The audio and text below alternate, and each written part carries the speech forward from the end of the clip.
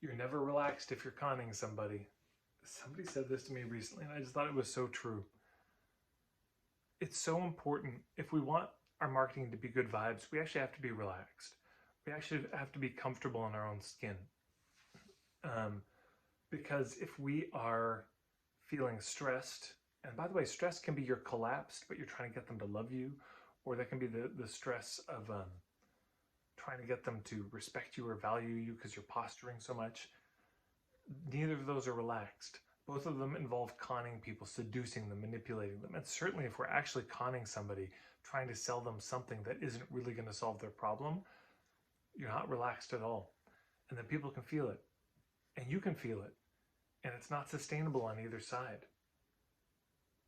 So, just a small thought for the day. You're never going to be relaxed if you're conning somebody. So when people come to you and they say, no, but you've got to use these unethical marketing tactics because they work. Do they work? How's it life? How's it like to go through life? Stressed and tense and on guard and defensive and hyper vigilant all the time. Is this what we call working these days? And does it really work?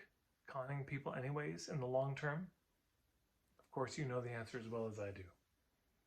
So here's to a way of living and doing business that has everybody at peace, relaxed, in a good place.